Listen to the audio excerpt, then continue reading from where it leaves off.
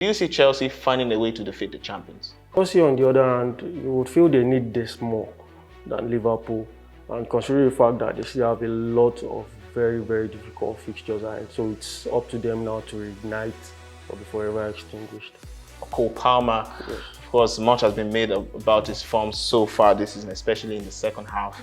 And then Nicholas Jackson is back among the goals against Everton. He helped them to a 1-0 win last time out. Do you see this duo, coming up with something to shock Liverpool? Yeah, if Chelsea had to get a result out of the Liverpool fixture, I think they'll count on those two. Palmer, this second half of the season, hasn't been too convincing. He hasn't scored, neither assisted in 20 games. Jackson is just returning from injury. You can't, even Chelsea fans can't confidently rely on him.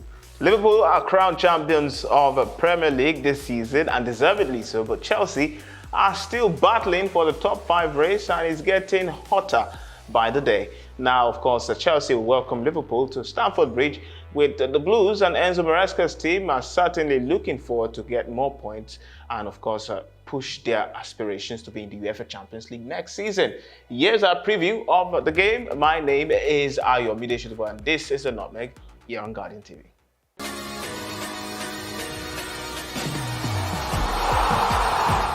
Right, of course, I've got Olaide, Balogun here in the studios with me for this edition of the Nutmeg. Great to have you back once more. Thank you for having me. And of course, let's talk briefly about Liverpool. They're champions, and what have you made of that? Congratulations to them, well deserved.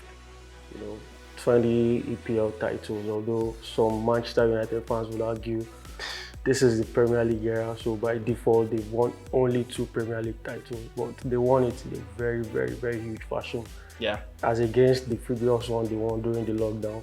This, with the fans, with the excitement, with the aura, congratulations to them. Yeah, and it's really not about Liverpool in this edition. It's about Chelsea. We've done some coverage about the task that faces them in terms of trying to get into the Champions League next season. They've not been in that competition for 2 seasons now. But they're facing Liverpool and they have some tough tests. Liverpool, by the way, not much to fight for, 82 points already. They've done a good season. Do you see Chelsea finding a way to defeat the champions? No. Liverpool will be looking, of course, to do the double over them, having won the first leg in October. But Chelsea, on the other hand, you would feel they need this more than Liverpool. And considering the fact that they still have a lot of very, very difficult fixtures ahead, so it's up to them now to reignite or be forever extinguished. Well, we'll see how that pans out. But some of Chelsea's best players are not in form, and Cole Palmer, yes. Of course, much has been made about his form so far this season, especially in the second half. And then Nicholas Jackson is back among the goals against Everton. He helped them to a 1-0 win last time out. Do you see this duo coming up with something to shock Liverpool? Yeah, if Chelsea had to get a result out of the Liverpool fixture, I think they'll count on those two. Palmer, this second half of the season, hasn't been too convincing. He hasn't scored, neither assisted in 20 games. Jackson is just returning from injury. You can't, even Chelsea fans can't confidently rely on him to deliver the goods. But if they are to get anything in the fixture, they should come firing from all cylinders.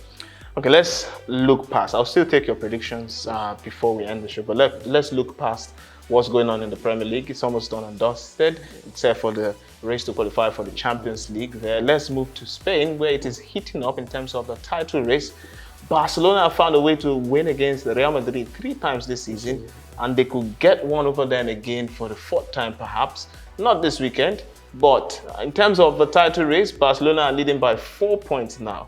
Is it done and dusted in Spain for you? Yeah, almost, because Madrid now, emotionally, psychologically, they are down. Having lost to Barcelona 3 times this season, and in humiliating fashion, rather. So, Barcelona and Real Madrid this season, I think the next fixture, of course, will be a huge, significant fixture, to determine who the eventual winners will be. But I see Barcelona in the league. Okay, fair enough for a prediction.